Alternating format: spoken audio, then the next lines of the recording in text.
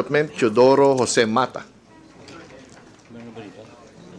Chairman and President and CEO of the Philippine Mining Development Corporation, Alberto Sipaco Jr. Are you here, sir? Officer in charge of the Natural Resources Development Corporation, Alexander Linde. And Mr. Chairman, we also have all the regional directors. They are now at the Villar Hall, and may we acknowledge them for the Cordillera Administrative Region, Engineer Paquito Moreno Jr. From Region 1, Attorney Elizaldy Barcelo. From Region 2, Gwendoline Bambalan. From Region 3, Ralph Pablo. From the National Capital Region, Michael Drake Matias. From Region 4A, Nilo Tamoria. From Region 4B, Felix Mirasol Jr. From Region 5, Francisco Milla Jr. Region 6, Raul Lorilla. Region 7, Charlie Pabre. Region 8, Lormiline Claudio. Are you here, ma'am? Miss Director Lormiline Claudio? Yeah. Region 9, Arturo Fadriquela. Region 10, Henry Adornado. Region 11, Mercedes Dumagan. Region 12, Felix Alicer. And Region 13, Marites Ocampo. And may we also acknowledge, Mr. Chairman, the members present today, Deputy Majority Leader Wilter Palma, Deputy Minority Leader Franz Castro, Vice Chair Loreto Acharon, Vice Chair Jose Alvarez, Representative Adrian Amato, Representative Raul Manuel, Representative Richard Gomez, Representative Siriaco Gato, Former President Representative Gloria Macapagal Arroyo, Representative Mark Go, Assistant Minority Leader Marisa Magsino, Representative Emilio Tanwatco III, Representative Ambrosio Cruz, Representative Patrick Vargas, Representative Ricardo Cruz, and Deputy Majority Leader Bong Tebes, Representative Sergio Dagook, and Representative Salvador Plato. That's all, Mr. Chair. Thank you. Thank you, Comsec. Madam Secretary. Mr. Chair, Yes. with the permission of the Mr. Chair, there are still vacant seats. May we request the Undersecretaries, Assistant Secretaries to please occupy so that when we ask questions, they're available. Kindly move the regional directors on the right side. Kindly move to the left. There are so much vacant seats on the left side. All U6. All assets. All U6. All U6 present. How about all assets present? Are they already here? Are all undersecretaries and assistant secretaries already seated in front? Okay, what about regional directors? Raise your hand at the back. You may occupy the seats on the right side and on the left side.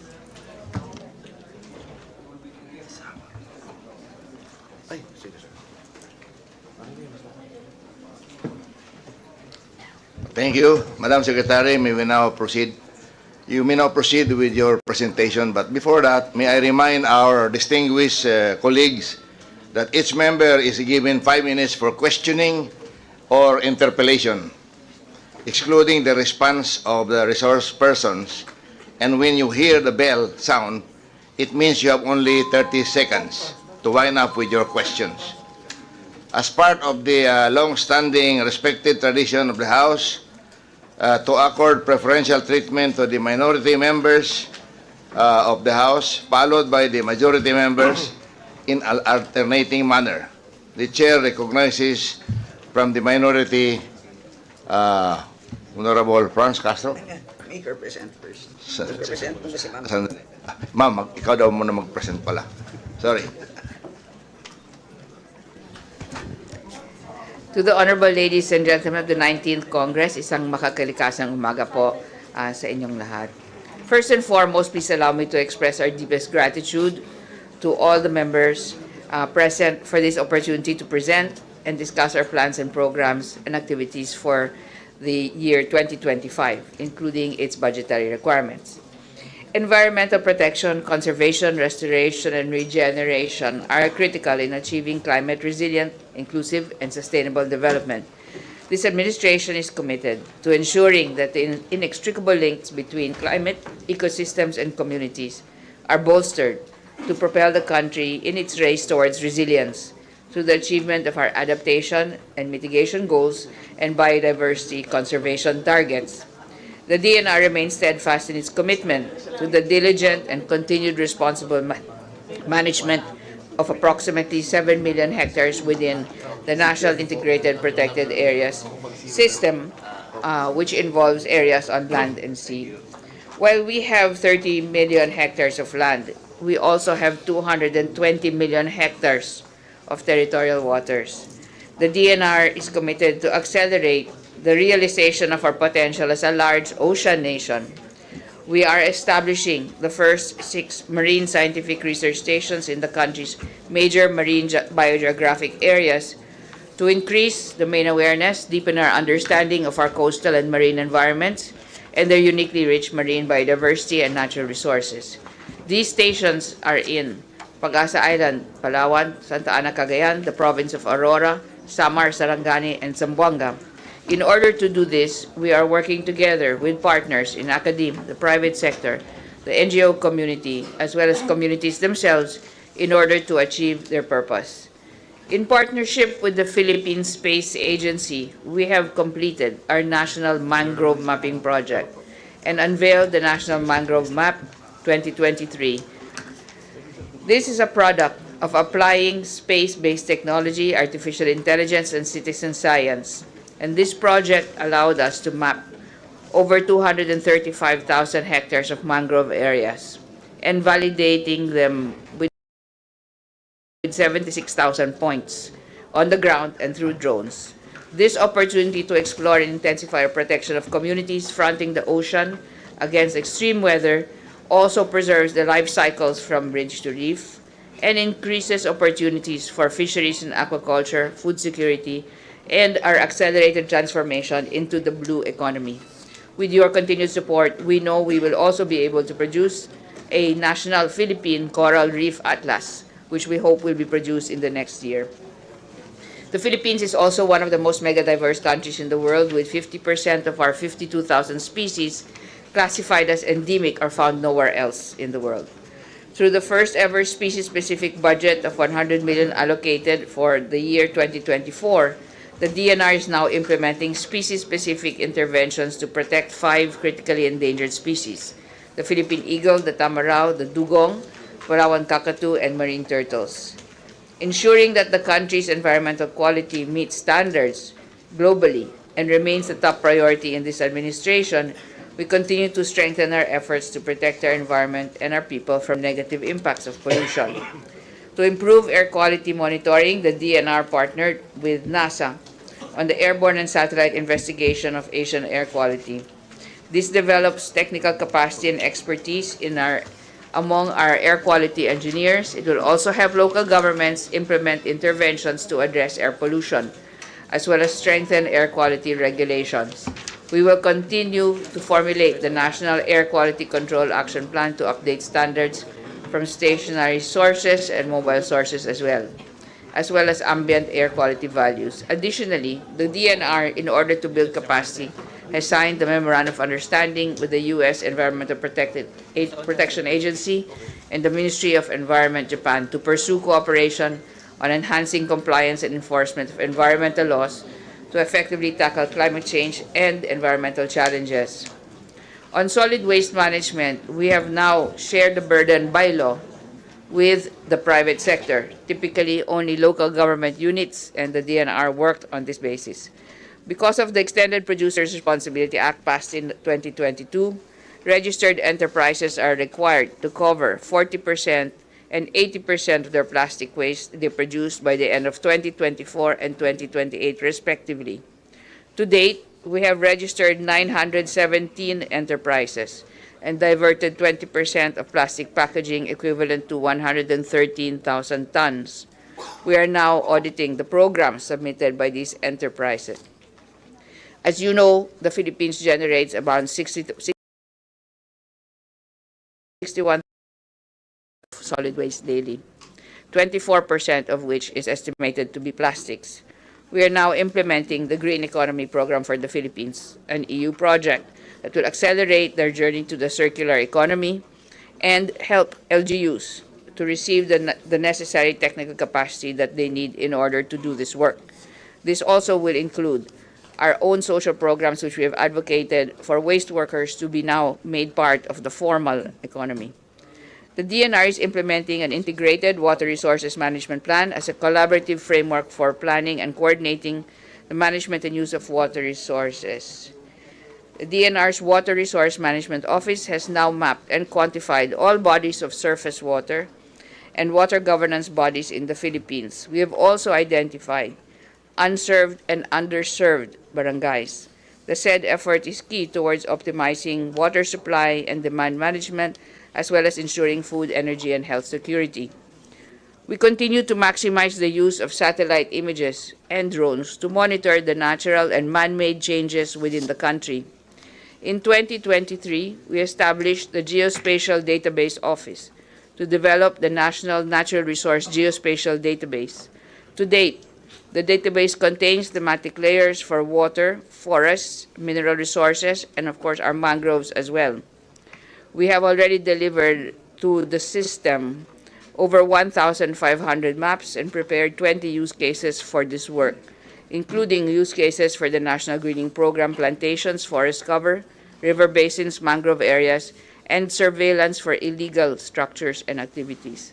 Thus, we have identified and also mapped 1 million hectares out of the 2 million hectares for reforestation.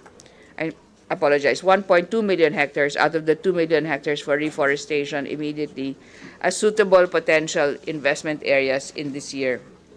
The DNR recognizes the importance of critical minerals in the transition to a low-carbon economy. The mineral industry, however, only contributes 0.5% to the country's GDP. We understand at this point that only 8.26% of the classified and identified highly mineral potential areas are now being explored. We are crafting a holistic national policy on mining to strike a balance between sustainable and responsible mining and revitalizing the critical minerals industry for global competitiveness and national development, while ensuring the protection of the rights of communities and workers. We've established strategic engagements with mining corporations on disaster risk reduction, especially in this La Nina, reforestation, ecological regeneration, job generation as well. To date, we have facilitated the declaration of 60 Minahang Bayan. Earlier this year, Republic Act 11995, or the Philippine Ecosystem and Natural Capital Accounting System Act, was signed into law to measure the country's natural resources and value its ecosystem services as well in order to support economic, environmental, and health policy development and decision-making. On our journey towards climate-resilient development, all of these tasks are essential. We have also now completed the first National Adaptation Plan, the greenhouse gas inventory for the most recent year, which is 2020, to be updated now for 2025, and the Nationally Determined Contributions Implementation Plan for Climate Adaptation and Mitigation.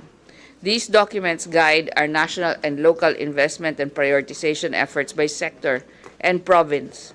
Additionally, the Philippines, through the hard work of many departments, has been selected to host the board for responding to loss and damage from climate change, allowing us to contribute to and facilitate the operationalization of the board in discharging its functions towards accelerating climate action in vulnerable countries. While the DNR's budget is limited, we are still at 0.4% of the total national budget. We are strengthening convergence initiatives with national government agencies, such as the DPWH for targeted reforestation, the NIA as well for water supply and flood control management, through integrated water resource management.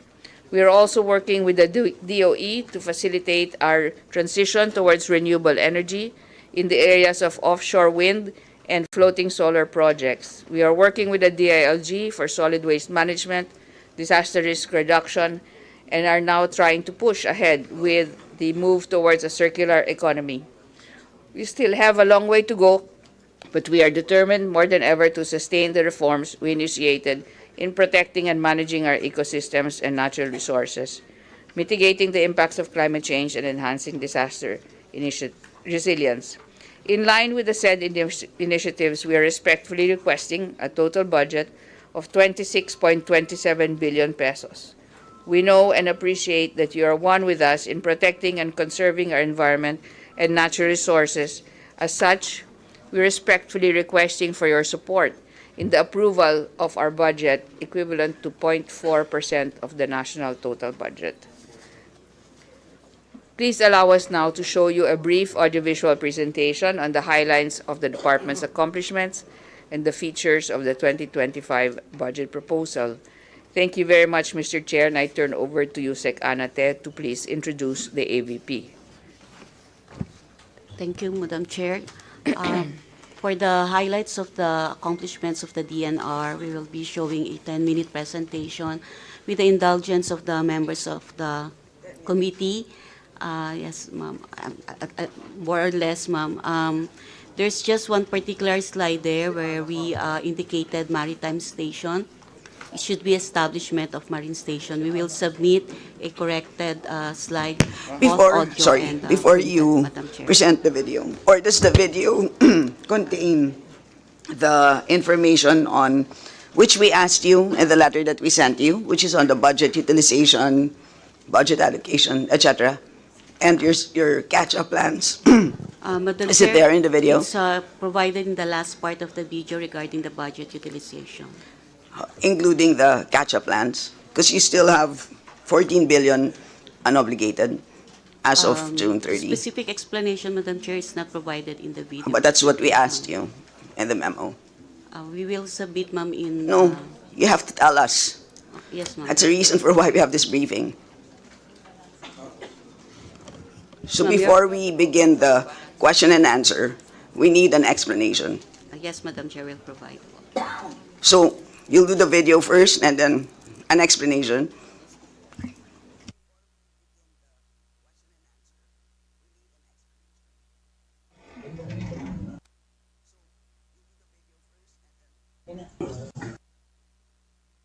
Naka-volume na, ma'am.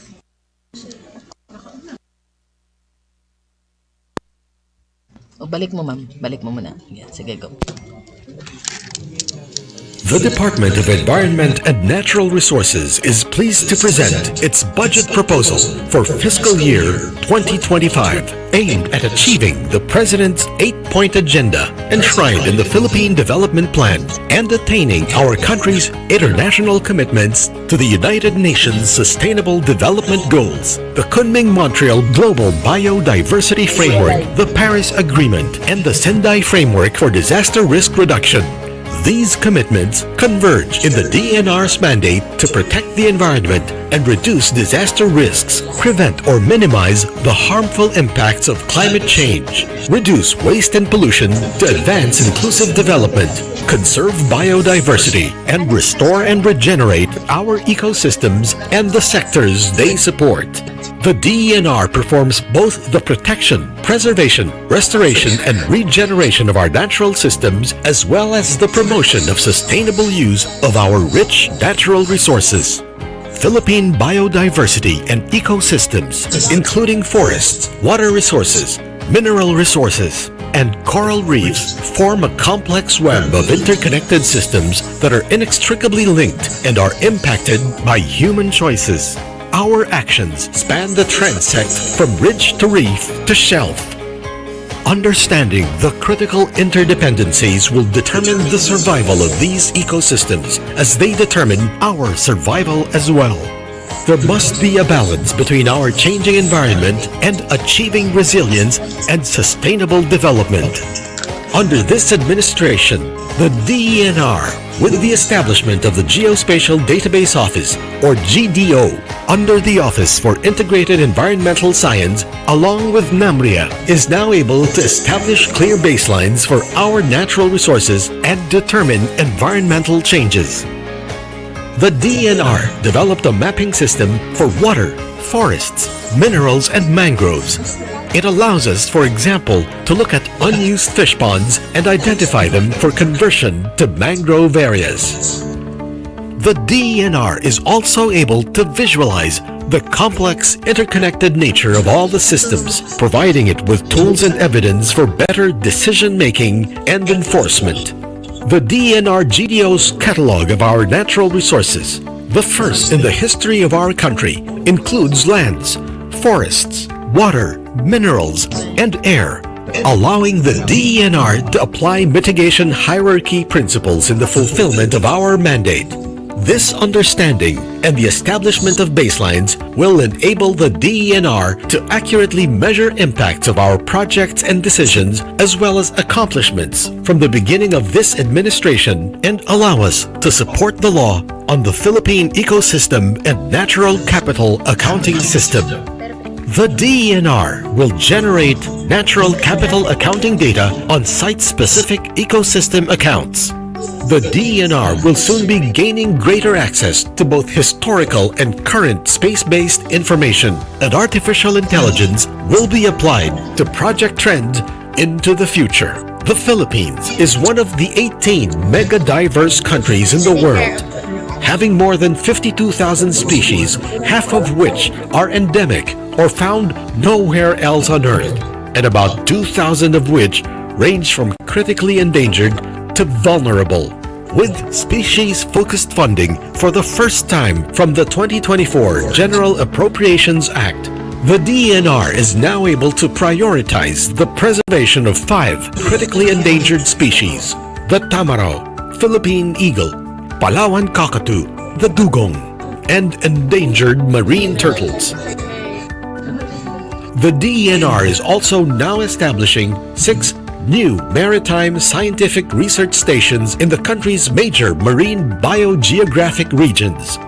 The new stations will create greater domain awareness, increase our knowledge of our coastal and marine natural resources, and strengthen our understanding of the Philippines, not just as a small country, but as a large blue nation.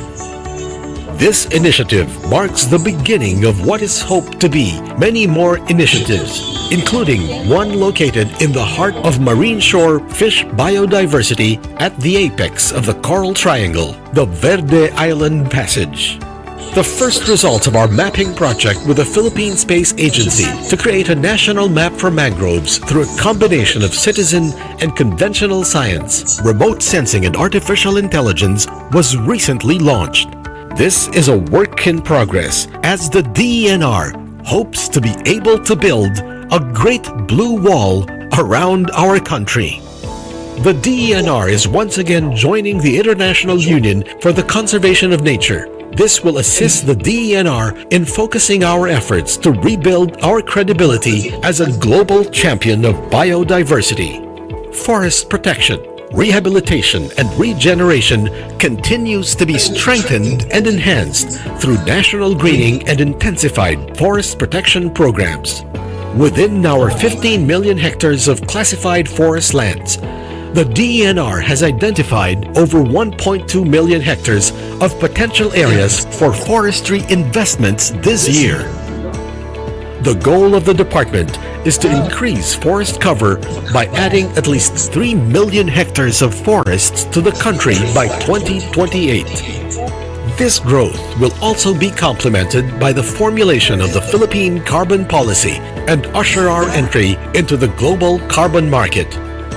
Through Executive Order Number 22, the Water Resources Management Office has been established, consolidating the water resource sector. The DENR has now mapped over 2,500 rivers in 421 river basins, 550 lakes, and 435 dams. With agreements with the National Irrigation Administration and the Department of Public Works and Highways, potential water from idle water rights and flood control related infrastructure are now being utilized to serve multiple purposes and needs. In collaboration with the Department of Energy, potential convergence areas for hydropower are being identified. With this new integrated approach among different government agencies, the department, in partnership with the private sector and development partners, target to deliver water to many unserved or underserved communities, those in geographically isolated areas such as island barangays. Access to water is crucial to public health, agriculture, industry, and economic development, and this is now main part of the DENR's mandate. The Philippines is one of the most mineralized countries in the world. We are both critically and constructively addressing the challenges of our need for minerals to supply the needs of infrastructure development, manufacturing, telecommunications, and the transition to renewable energy by adopting evidence-informed, responsible, and sustainable mining. Along with adopting new approaches with industry, using new science, engineering, and innovation, including digitalization of systems and streamlining our processes. The DENR has completed a nationwide inventory of all known mineral resources and is also engaging industry to set new standards for climate resilience and community-responsive environment, social, and governance. Each local government has a unique environmental and socio-economic profile and a different approach and various levels of commitment and competencies in relation to their development goals. To address the complexity of these challenges, the department is working principally with the Department of Interior and local government and private sector partners on a project called Transform, or Transdisciplinary Approach for Resilient and Sustainable Communities. As the DENR looks at these new directions, the Office for Organizational Transformation was established to strengthen and reshape our department to make sure it is fit for its true purpose. The Philippines is the third ASEAN country to have submitted the National Adaptation Plan to the United Nations Framework Convention on Climate Change. We have also completed the Nationally Determined Contributions Implementation Plan.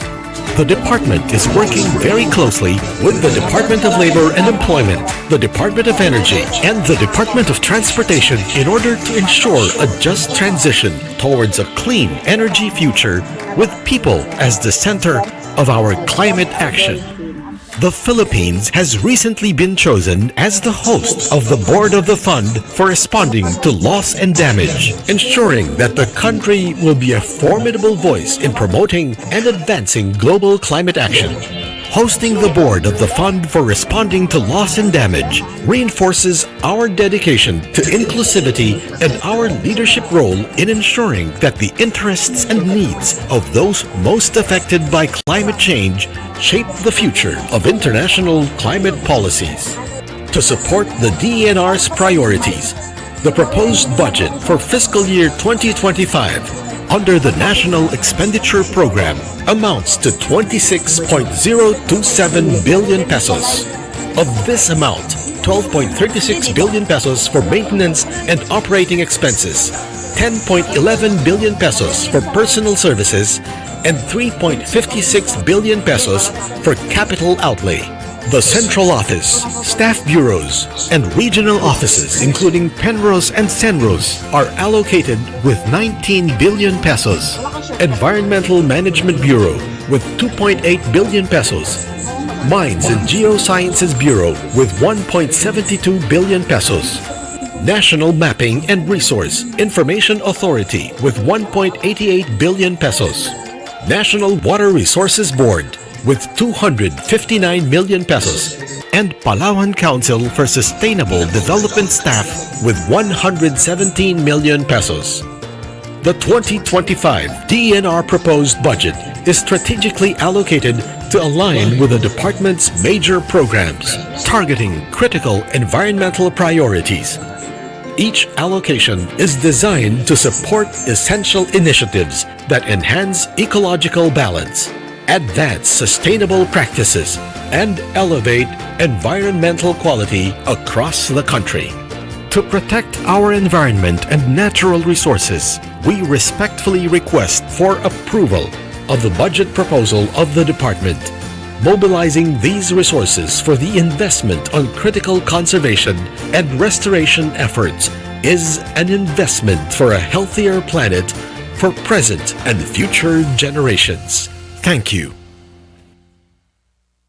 Madam Chair, if I may, I'll turn over to Yusek Anate to discuss the catch-up plan, but we've been informed that this copy has been given to members of the committee and also to the Department of Budget and Management. Is it part of this folder? No. Wala yan. No, it's not.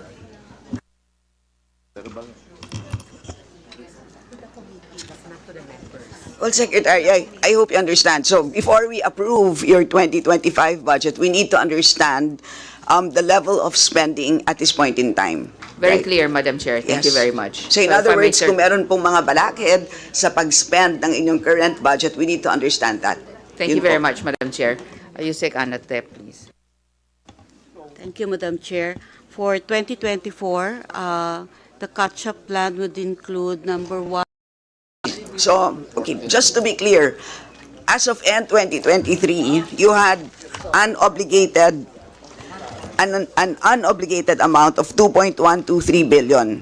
And then as of end of June 2024, from your 2024 allotments amounting to 27.54 billion, you had an unobligated amount of 14.15. So, can you confirm those amounts? We confirm, Madam Chair. Yes, the so yun amount. po yung gusto naming maintindihan po. Yes, Madam Thank Chair. you. Thank you, Madam Chair. For unused appropriations for 2023 amounting to 2.1 billion, we would like to report that the amount of 1.089 billion was carried over as continuing APRO to 2024. 480 million, or equivalent to 44.07%, has already been obligated as of June 30, 2024, Madam Chair.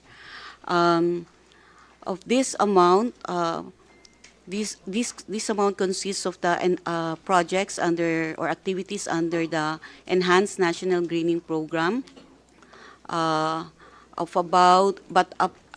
241 million pesos. 153 million pesos, Madam Chair, has already been obligated as of June 30, 2024. For Manila Bay Rehabilitation Project of 159 million unutilized, 92 million has already been allotted for clearing, grabbing, desilting, and removal of submerged garbage. So a total of 105 million has already been obligated. Madam Chair, can the resource person move closer to the microphone? Hindi namin marinig eh. Sorry, Sige sorry, po, Madam Chair. Pwede nyo bang ulitin? Yes, Madam Chair. For unused appropriations ending 2023, Madam Chair, of 2.135 billion pesos, the amount of 1.089 billion was carried over as continuing APRO to fiscal year 2024, of which 480 million has already been obligated as of June 30, 2024. In terms of breakdown, Madam Chair, 241 million under the Enhanced National Greening Program, a total of 153 million pesos has already been obligated, which includes the conduct of third-party inventory and assessment of the graduated NGP sites. Of the amount of 159 million under Manila Bay Rehabilitation Project, a total of 105 million has already been obligated as of June 30, 2024. For 136.329 million and for the natural resources management arrangements, agreements, and permit issuance. 30 million is actually allotted budget for the construction of storage facilities, and a total of 27 million has already been obligated as of June 30, 2024. For the 821 million, Madam Chair, on the EMB, this represents the waste to energy project in Davao City of around 774 million pesos. This project did not push through because of the items that have to be completed under the process of the NEDA ICC, Madam Chair. For 2024,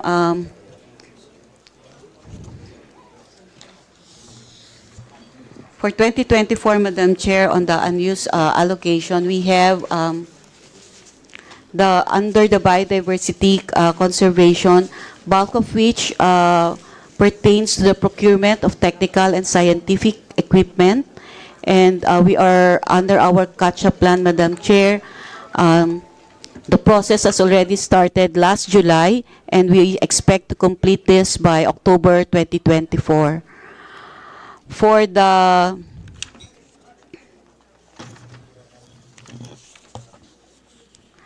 Manila Bay Rehabilitation Program, Madam Chair, the cost of an obligated amount is in the processing of the Memorandum of Agreement with DPWH, MMDA, and NHA.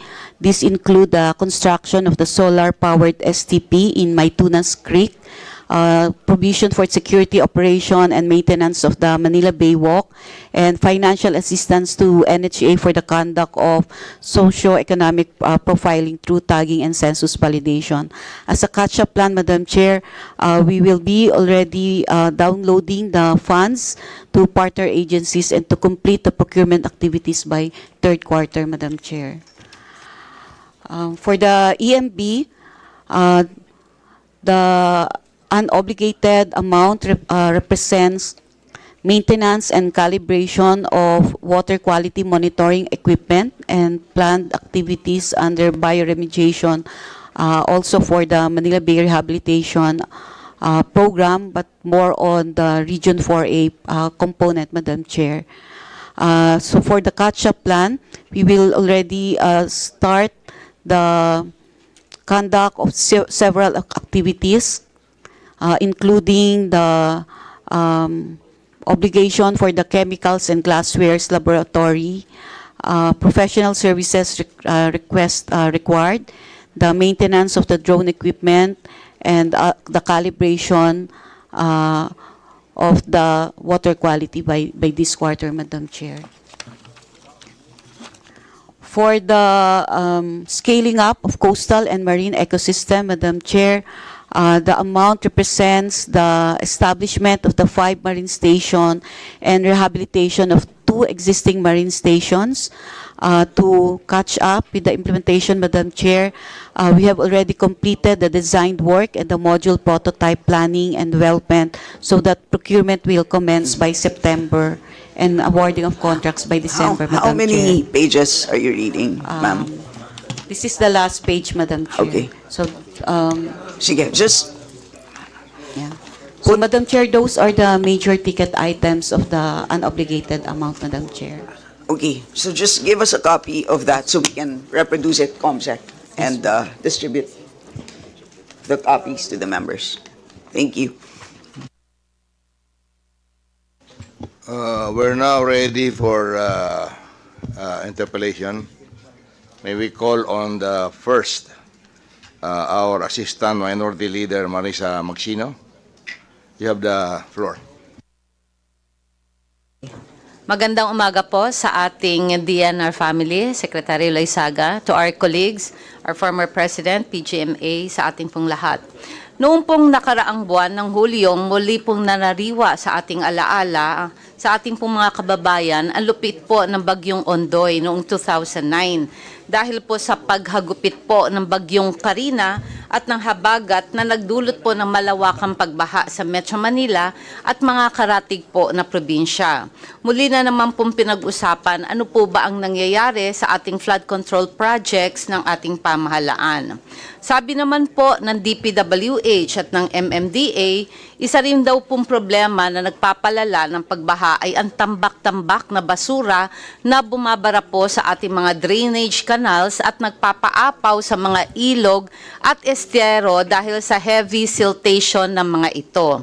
Bakit po hindi na matapos-tapos ang problema ng pagdami at maling pagtatapon ng ating mga basura? Sa ilalim po kasi ng Republic Act No. 9003 o yung ating Ecological Solid Waste Management Act of 2000, ang DNR po ang katuwang ay DOH, DILG at iba pa po nating mga ahensya ay inaatasang pong magsagawa ng inventaryo ng lahat ng solid waste facilities at sites sa ating buong bansa at projection ng waste generation. Sa aking pong katanungan, sa Metro Manila po, Madam Chair, ilan po, nasaan po at anong uri po ng waste disposal facilities ang gumagana sa kasalukuyan ayon po sa inventaryo ng DNR? Madam Chair. Madam Secretary, you may respond. Thank you, Alala. Thank you, Mr. Chair. Mr. Chair. For the precise response, Mr. Chair, I will turn over to you, Sec. Jonas Leones, and to Kankan.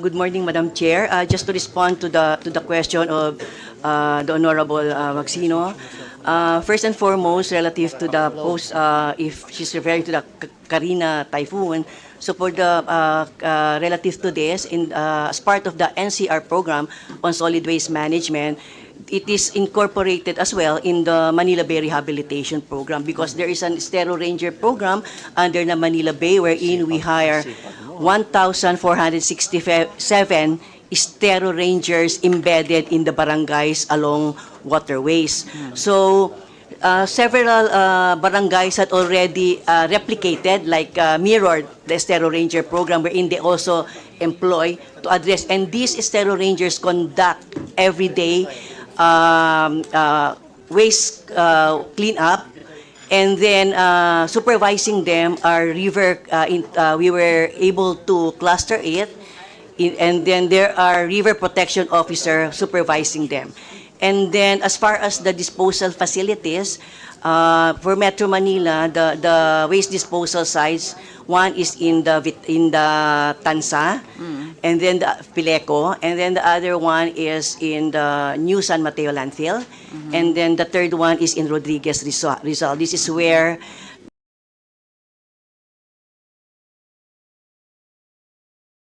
Metro Manila dispose its residual waste. So aside from Okay. Mr. Chair, thank you for that po. Pero, okay, nandito po meron po tayo sa Tansa, San Mateo, at saka po sa Rodriguez para sa ating mga disposal facilities. Ano naman po yung estimate natin na kabuang volume or daily average ng mga basura na nililikha po o nalilikha sa araw-araw sa Metro Manila sa nakalipas po na, let's just say, 2 years or 3 years po, Mr. Chair? From Madam the Chair, DENR if I may. family, you may respond. Madam Chair, if I may. Totoo po na talagang maraming basura po tayo sa Pilipinas. Totoo po yan, every day we are generating 61,000 tons of garbage every day. And in Metro Manila alone, meron tayong 3 lang pong disposal site. 1 in Navotas, 2 po San Mateo.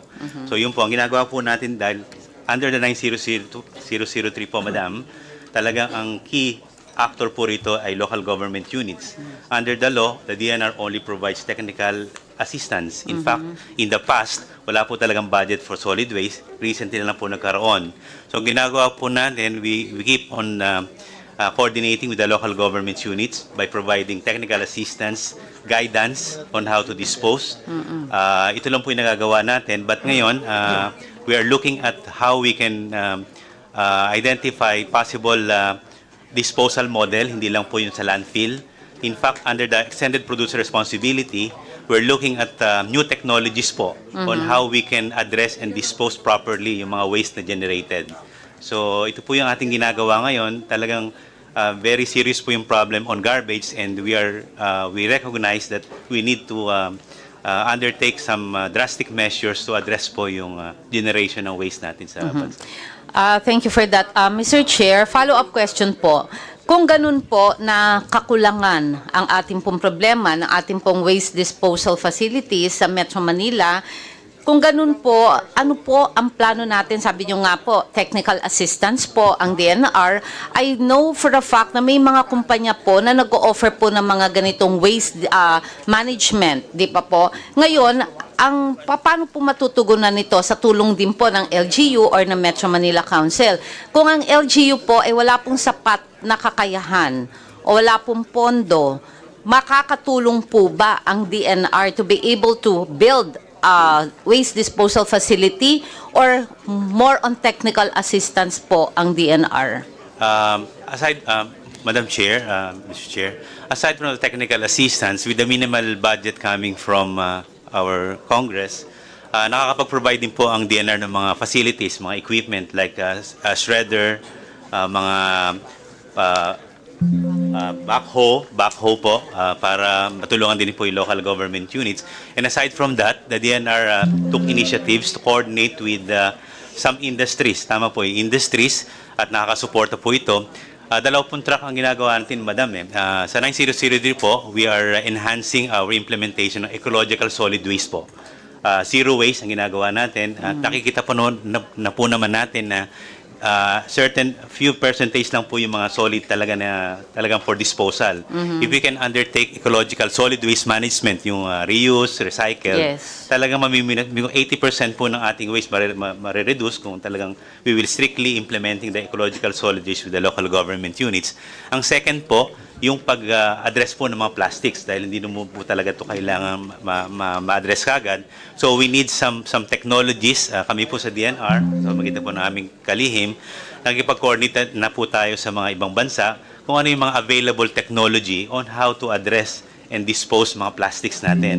Okay. Ma'am, out of the 61,000 tons of solid waste, 15,000 po doon ay plastic, based po sa record ng DNR. Thank you po. Mr. Chair, tama naman po yun kasi ngayon kaya nakikita natin sa mga groceries, hindi na po plastic ang mga ginagamit pang nag-grocery tayo, mga supot na po.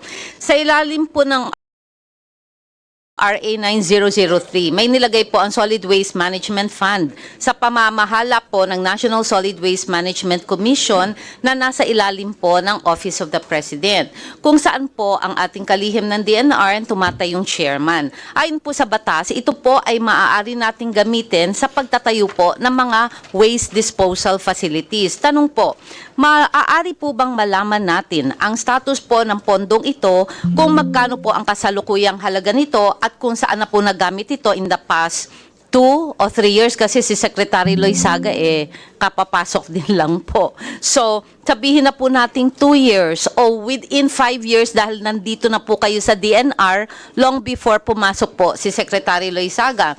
Meron po ba napunta sa proyektong ito na tutugon sa problema po ng basura, Mr. Chair? Madam Secretary, you may respond. Thank you, Mr. Chair. If I may, I will turn over to Yusek Mitch Kuna, who was on top of the National Solid Waste Management Council. Thank you very much, Mr. Chair. The Solid Waste Management Commission is composed of different agencies chaired by the DENR, and the Commission approves the 10-year Solid Waste Management Plan of the LGUs, who in fact submit these Solid Waste Management Plans for implementation. So, yung mga iba't ibang LGU po, they're supposed to allot a certain amount from their budget to comply with the Solid Waste Management Plan, which they submit and which are eventually approved. Mr. Chair, Yes, you may. may I reiterate po, ano po ang pondong halaga? Magkano po ang napunta dito po sa fund na ito, dito po sa ating pong problema sa basura? Well, the commission, Recording in progress.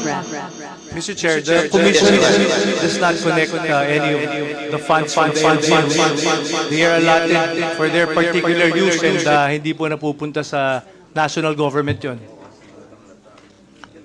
Pakiulit lang po yun, Mr. Chair, kasi maingay po kanina yung Yes, sound. Mr. Chair, the funds allocated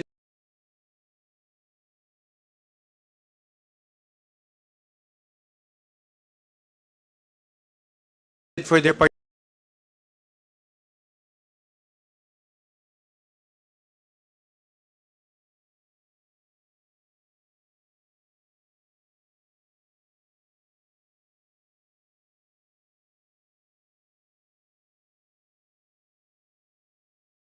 Budget po, nasabi po natin, ang budget ay sa under the office of the President.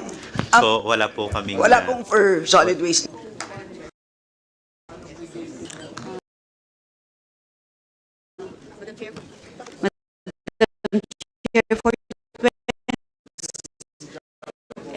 For policy formulation, the LGUs in compare 10 years of Chair, it's not a special account that is being remitted to the DNR or to the BBM, solid waste management. Sorry. Madam Chair. Pakiulit lang po. Sorry, Kong Marisa. So it's not lodged Ma'am, with the DNR? Itong amount that all? Itong amount, ma'am, that I mentioned is part of our appropriations for 2024. So nasa inyo to? Opo. Pero yung sinasabi po na in-establish ng RA 9003 na Solid Waste Management Fund is not a special account that is within Okay, the ang DNR. tinatanong lang namin is, itong amount na to, Yes, ma'am. is with you? Yes, ma'am. Part Okay. po ito ng Okay. appropriations na. So, nandoon. Okay, Madam Chair. So, it was clarified na 206 million po for 2024. So, ito po ba ay nagamit po sa problema natin sa basura?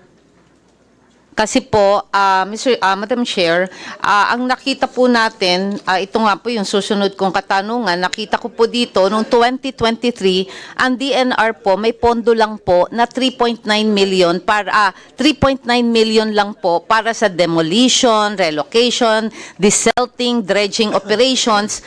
Bigla, lumiit po ngayon 2024, nasa NEP po ito, ng 100,000. Kaya nagulat po ako, 3 beses po namin chinek, 100,000 po lumalabas na 2024, samantalang nandito po pala 206 million at during the report po kanina, meron po tayo sa Manila Bay rehabilitation na 159 million. So, itutuloy ko na lamang po, bakit po ganito kaliit? Magkano po ba talaga ang napupunta sa desilting, dredging operations? Kaya po siguro nakapagtataka kung bakit highly silted po ang ating mga estero sa Metro Manila at nagiging sanhi na malawakang pag-ulan at pagbaha tuwing mag-uulan po, lalo na po yung recently na Karina. Para po sa 2025, ang proposed budget po sa demolition relocation, desilting dredging ay 110 million. Magkakasya po ba ito? Magkano ay 110 million? Magkakasya po ba ito?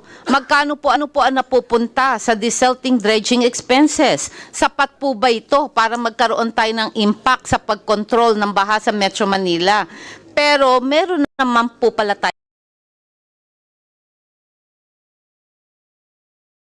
tayong budget.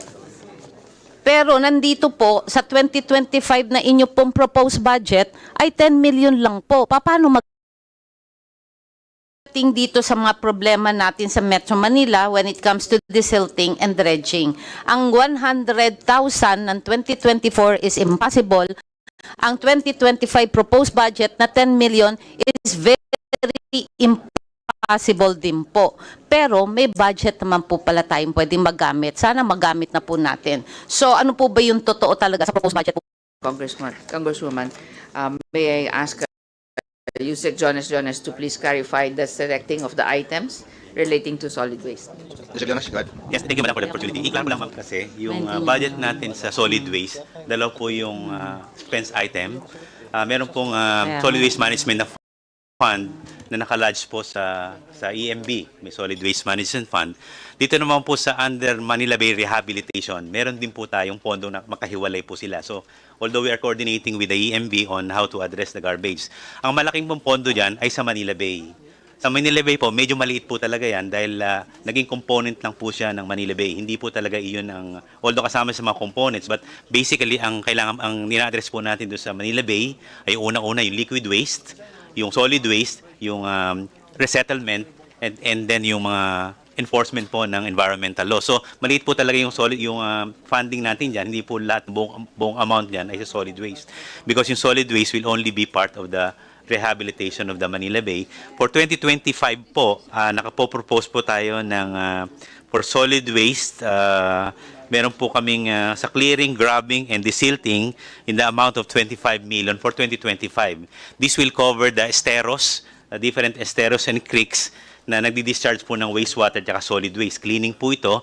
Nag-i-implement po no, kasama natin din po dito ang DPWH. So, ang DNR po, although the funding is downloaded to the DNR, but since the implementation of the Manila Bay Rehabilitation's interagency, so we tap the expertise of the different other agencies to implement the activities. For example, the silting activities, although sa amin ng pondo, but we are entering into MOA with the DPWH to undertake the silting and grabbing of these river creeks and esteros. Yun po yung mga design namin, ma'am. Thank you, Honor. So, Madam Chair, so clarification po, ang DNR po, meron pong cooperation with the DPWH. Ngayon din po, meron din po sa Please wind up MMDA. your questioning. Oo. Okay, thank you so much po. Pero sana po may ayos na natin yung budgeting kasi napakalaking problema. Kung kinakailangan po magkaroon ng alignment, siguro naman po magiging beneficial po ito para sa pagbabaha natin. Thank you so much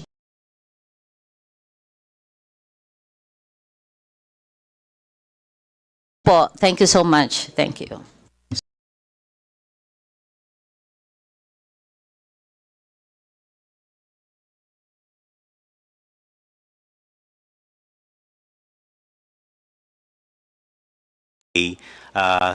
Some of the funds are coming from the Manila Bay Rehabilitation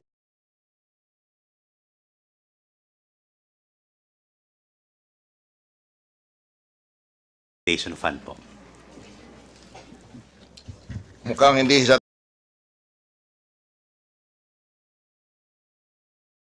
So, is that enough? Tama ba, Yung Congresswoman? budget, is that enough? Kaya Ano nga po, tayong ganyan, pagbaha, kayo na rin titinan ng tao, once and for all, mahihiin na kayo ng tamang pera para pag nabigay namin, talagang hindi lang kayo i-reprimand, kung hindi talaga tanggal sa trabaho. Tama ba yan? yan nga po, Mr. Chair. Ay Mr. sabi ko, sapat po ba yun, Madam Chair, Mr. Chair, sapat po ba? So hingin nyo na po yun, dapat yung pong hingin para wala na po tayong problema.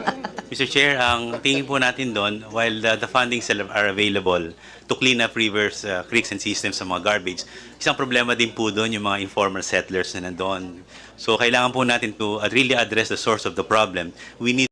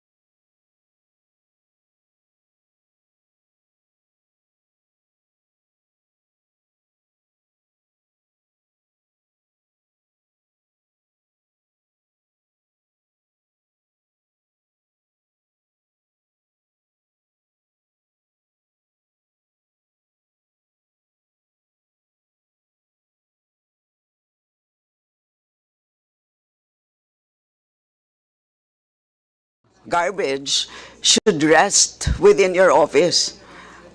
Or should it be within MMDA or housing? Kasi if you're at the end of the line, and in the end, you're being blamed, baka naman dapat tanggalin ng mandato sa inyo because you have no control over it. Thank you, Madam Chair, for that question. Solid waste is actually generation and then management. So generation is not within the DNR's on the budget that we have. So in response, Madam Chair, to that question, solid waste management cannot be the mandate of a single agency. It needs to be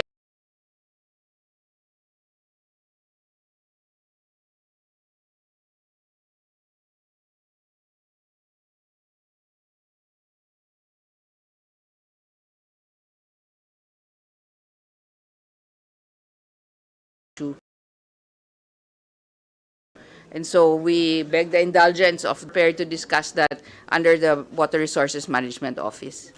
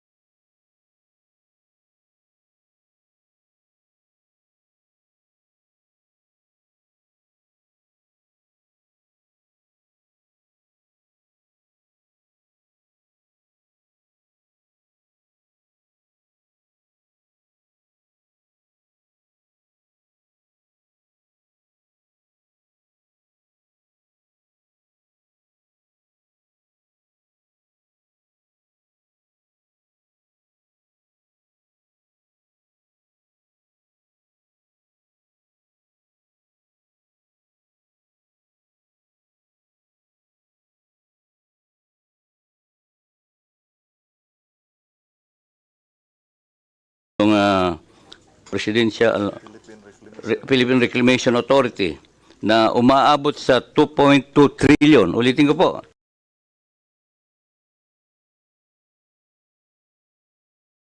2.2 trillion pesos.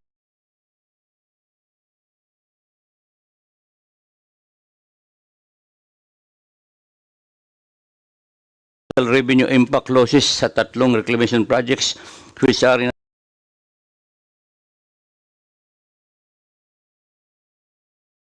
advanced stages.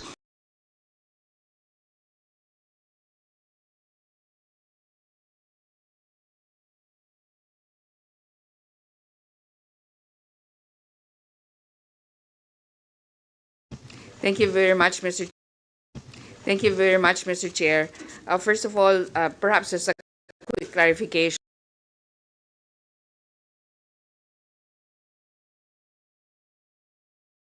on the suspension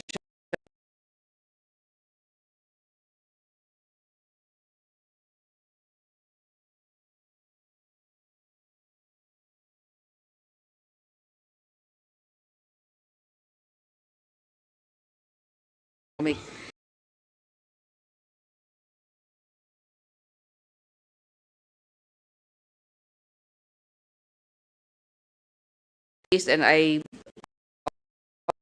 also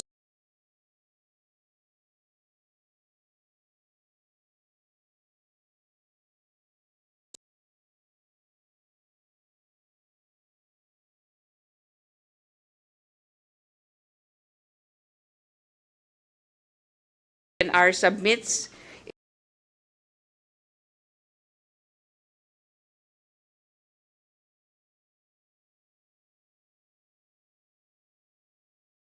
Thank you, Madam.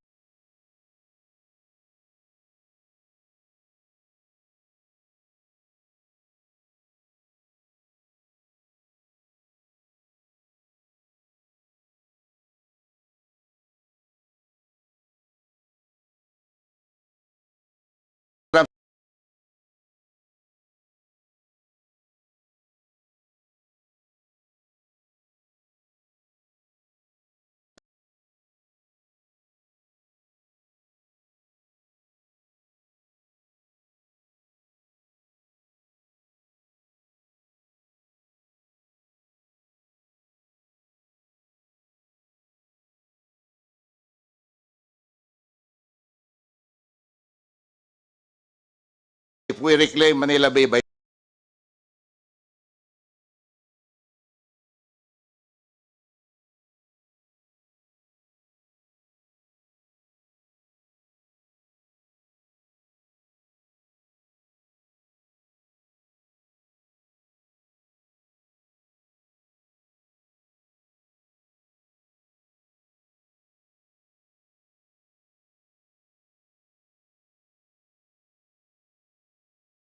uh, uh,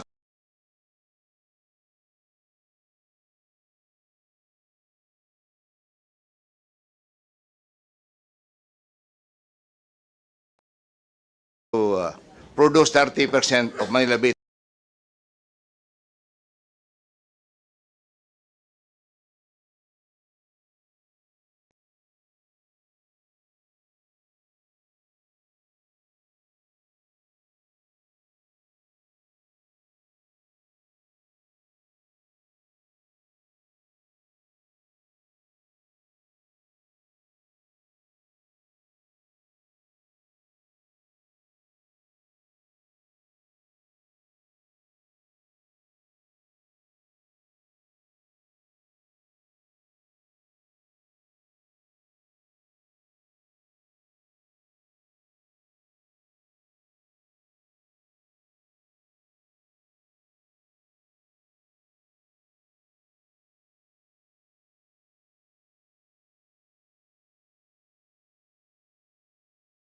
the community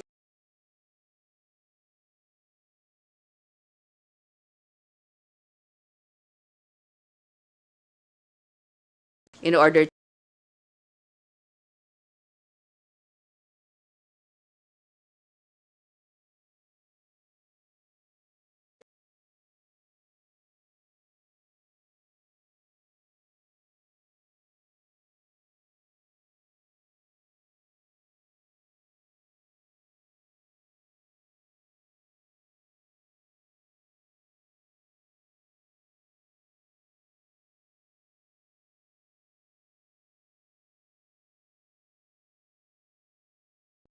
Is there a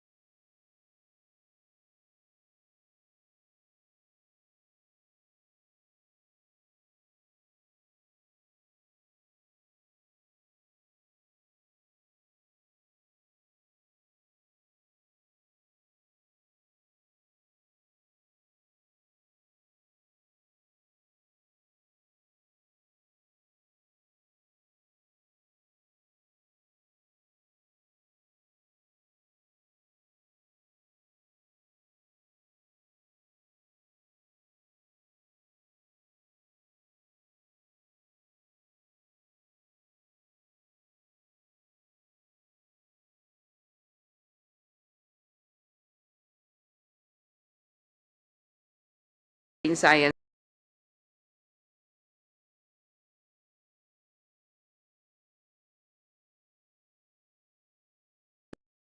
first.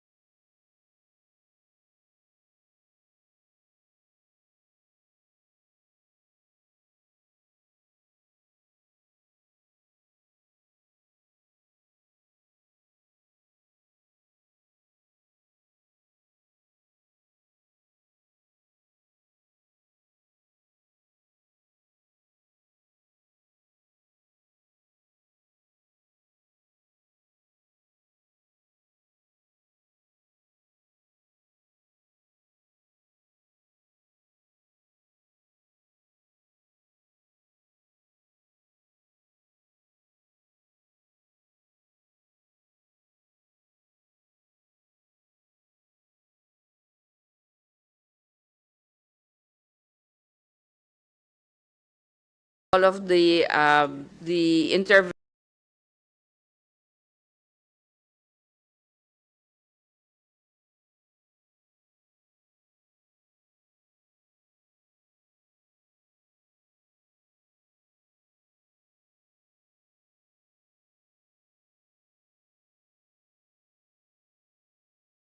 and they are going to cover all the costs.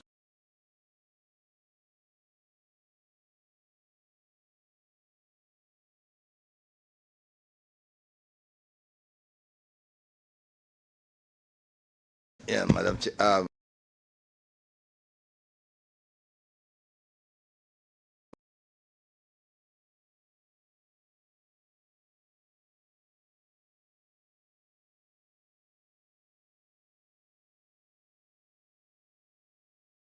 establishing the identities as well as the roles.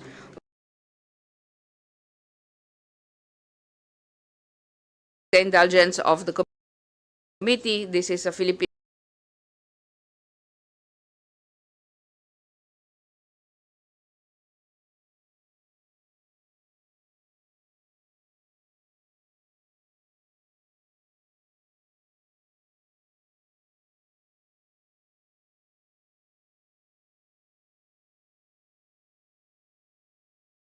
the DOH, the DSW,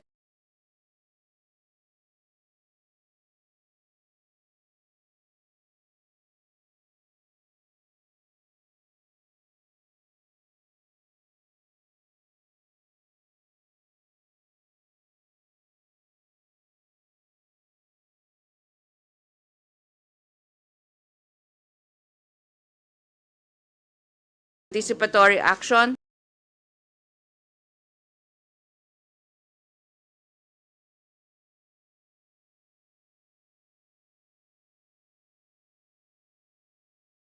Was present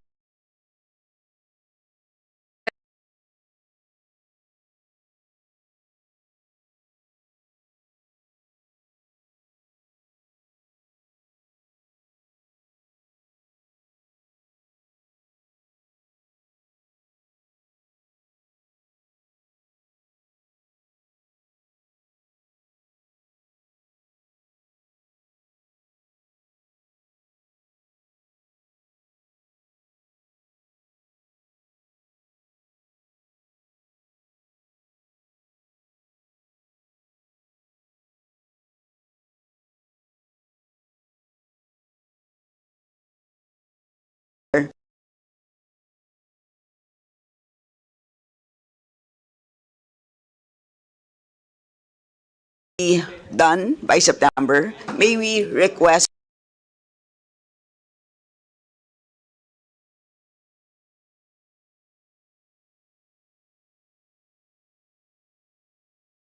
September 15?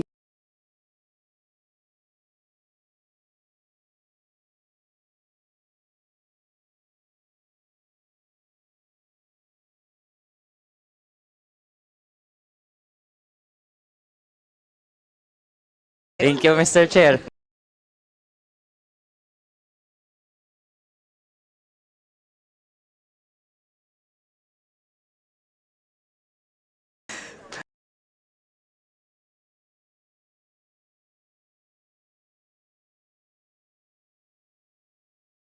Chair, given nga na syempre doon sa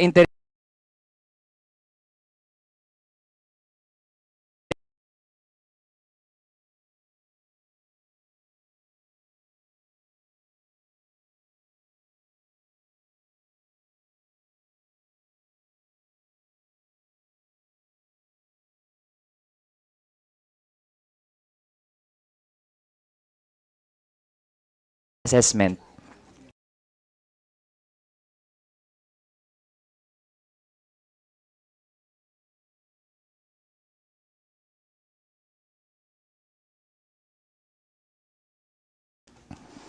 Madam Secretary.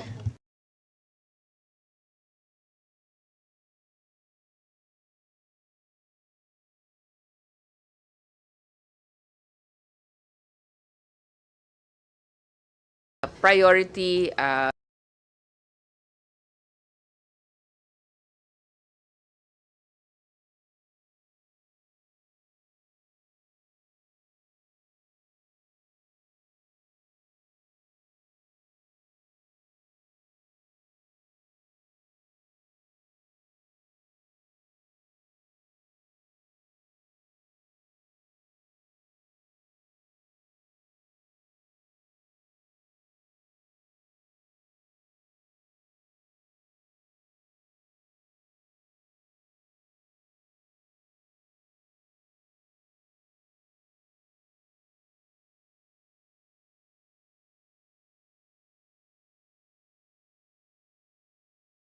meter channel in order to address